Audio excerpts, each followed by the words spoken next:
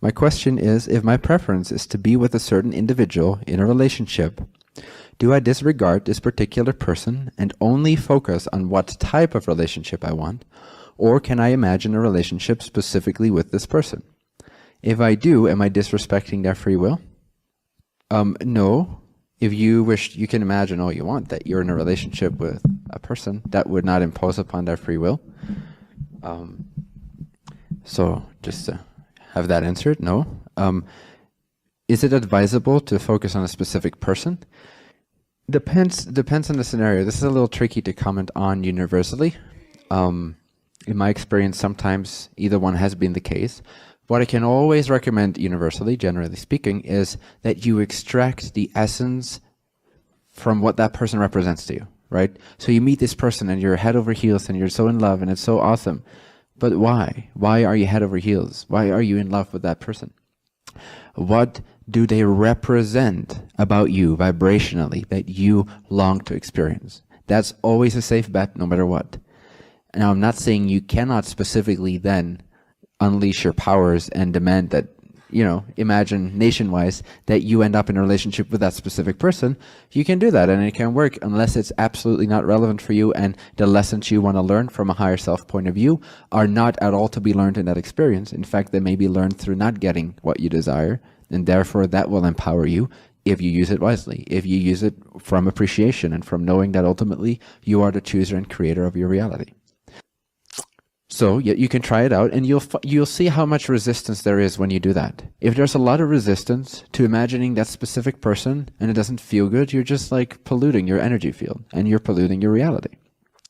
If it feels really amazing, why not? Use that as a symbol. Imagine that. Let that free up your state of being, increase your frequency, allow that symbol, use that symbol. Don't just allow the symbol to do something for you, but you use that symbol consciously, intentionally, to raise your frequency, to master the game of vibrations, so that you can be in the state of what they represent for you, whether or not they actually come your way, physically speaking. Now, if you extract the essence from what they represent for you, then it's even very likely that something else will show up that is cutting edge at that stage, that's next level at that point. Relationships are not necessarily meant to last very long, necessarily. I know that's a very present idea in our society, but it's not very grounded in vibrational understanding. I'm not saying it can't. I'm not saying that sometimes it's not relevant for two people to spend a lifetime together. Obviously it is. But I think that overall we're idolizing this idea of an other person fulfilling us or representing, not seeing that it's a representation and really feeling like they own our happiness, they own our joy, it's inside of them. If you reach that stage of misperceiving your happiness, misplacing your happiness, then it's very helpful to re-own your happiness, to realize that that's not the case. If you don't do that consciously, your higher self will do it for you and you will get separated somehow, so that you can realize that it's not in that other person. Makes sense, right? It's very logical. So if you actually want to be with that person, be that person. Does that make sense? Be what they represent. The vibration that they represent to you, be that person in your own energy field, and then you'll be a match with that person or whatever is even better for you that you can now have access to because you stepped up your game, because you integrated and learned from that essence that they represented. Right? Cool. So don't be too attached. It's okay. There's plenty of fish in the sea. Dry your eyes, mate. Relationships changed for you recently? Oh boy.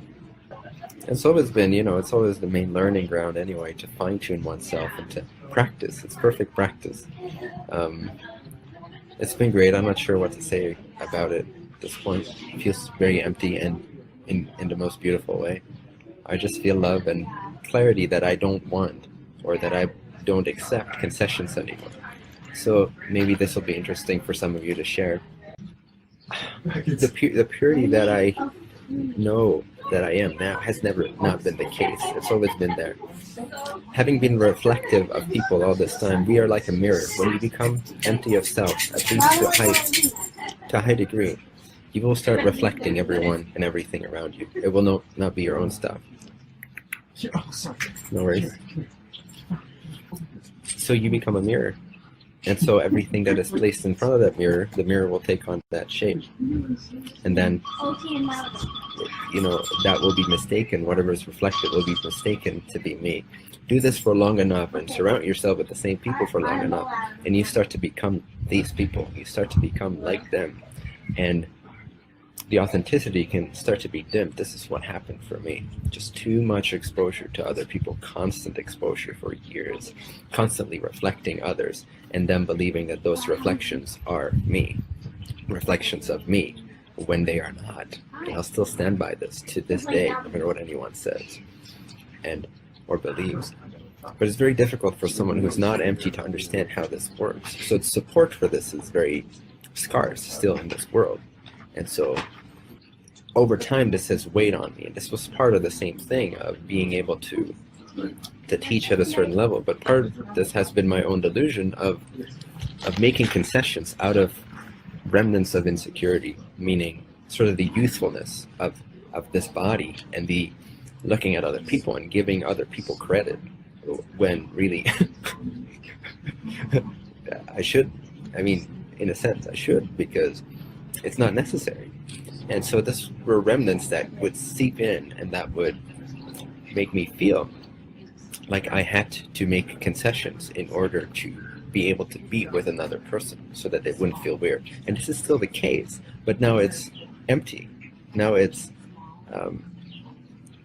remembered that this is what I chose to do. And so it doesn't matter anymore. I can do it to whatever extent I want to. I can mirror the other person or actually not mirror them to whatever degree I desire in each moment. And I'm very aware of when it happens, when the reflective mechanism happens. So now I don't feel like I'm responsible for any of these things when I'm in that state, which allows me to maintain my freedom and my sense of clarity and my purity.